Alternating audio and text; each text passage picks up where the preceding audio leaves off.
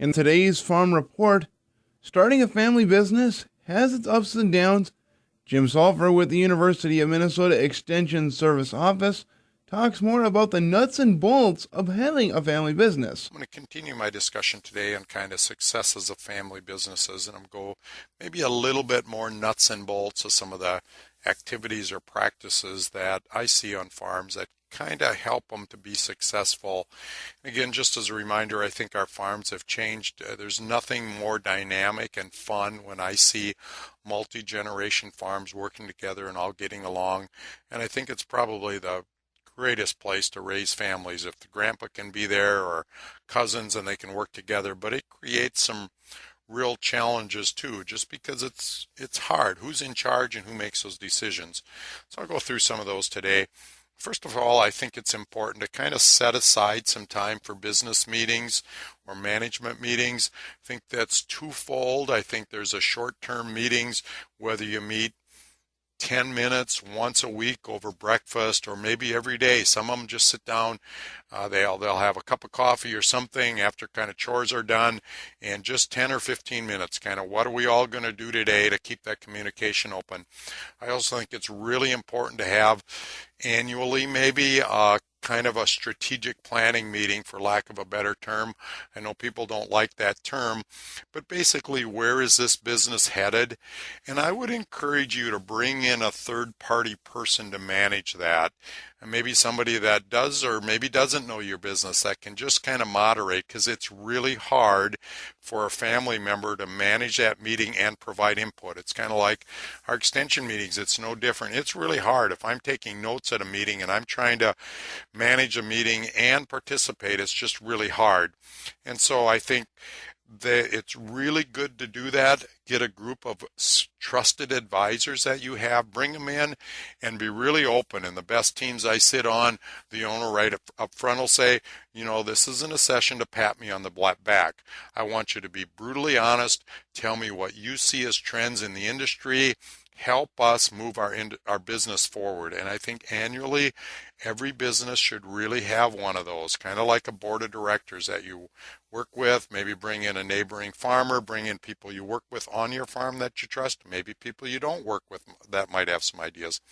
Make sure you seek out education. Encourage every single person in your business to have a kind of a professional improvement plan. Sit down and say, what are we going to get better at? Who's going to get better at this? And then don't be afraid to ask for help. Most of the consultants that come to your farm, they used to be called salesmen. Now we call them consultants. There's probably a good reason for that. I think many of them are much highly more skilled than they were 10 or 15 years ago, and they truly are consultants and are trying to move your business forward. So I think these are some of the keys that I see on moving these family businesses forward. This has been Jim Salfer with the University of Minnesota Extension in St. Cloud. The USDA's Commodity Credit Corporation released its February lending rates. The rate-based interest charge is set at 0.25%. Farm storage facility loan rates are as follows. 7-year loan terms are at 1.875%. 10-year loan terms at 2% even. 12-year loan terms are set at 2.125%. Those are all down from January. For more information, contact your local USDA Service Center. After years of decline on cattle herds, whether due to weather or feed costs, cattle prices may be turning a corner, but as USDA's Gary Crawford explains, it's still a little iffy. It is a sign that possibly that we have turned the corner. Agriculture Department livestock analyst Shale Shagham's comments after seeing the latest and surprising USDA cattle inventory report showing the first increase in the beef cattle herd since 2007, the first bump up in the beef cow inventory since 2006. Beef replacement heifers on January 1st were at 5.8 million. That's up 4% from a year ago. Beef cows that have calved up 2% at 29.7 million. Total inventory of cattle and calves, 89.8 million head, up 1%. Shagam says most analysts were expecting increases, all right, but not quite as big as this report shows. But, of course, this is predicated on the fact that there will be forage available for these animals.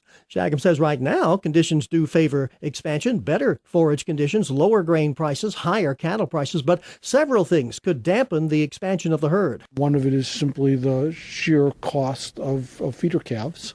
For those producers who may have had financial stress in prior years, for them to have to rebuild capital before they can go forward and buy animals. The other is that we are very, very tight processing beef supplies in this country. And to the extent that that translates into very, very high cull cow prices, it could lead to producers who are in financial difficulty having to make a hard decision between keeping that cow for a return a year or two in the future versus the immediate return of selling that cow to be turned into processing beef.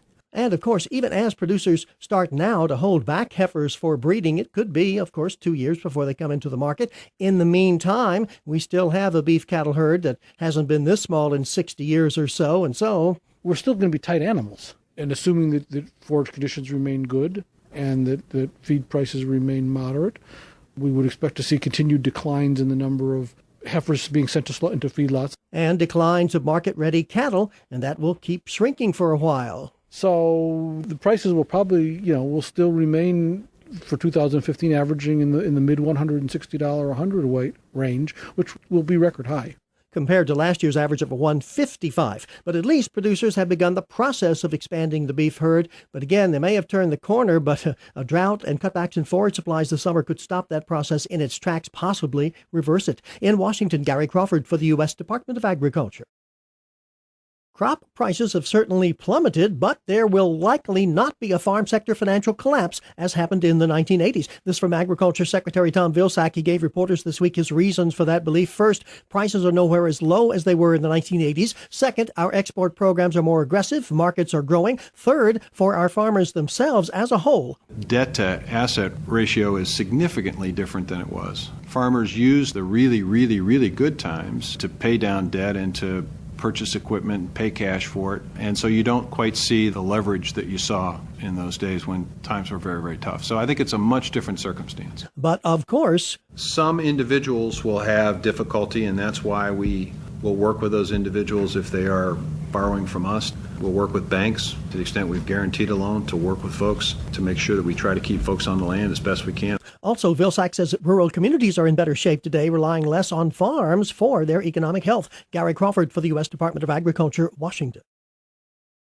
It's called ARMS, and it has nothing to do with guns or octopi. ARMS standing for Agricultural Resource Management Survey. Now going on. That's Sheila Corley. She runs the Agriculture Department office in charge of this major yearly 3-part survey of farmers. The latest part of it went out last month to 42,000 scientifically selected farmers who've already been asked about things like farming practices and chemical use. And now farmers should have the final part asking about income, assets, debt, type of demographics and characteristics so that we can really take all of that information and paint a picture of what U.S. agriculture looks like. A picture that will be used by lawmakers, policymakers, and farmers as well. Officials are urging producers to fill it out and return it as soon as possible. This year, it's got new questions on land ownership tied to the census, and so for the first time, it's by law mandatory for farmers to respond. You can do it online, you can mail it in, or you can wait and have someone come and sit down with you and walk you through it. Everything's confidential. Survey results coming in August. Gary Crawford for the U.S. Department of Agriculture, Washington.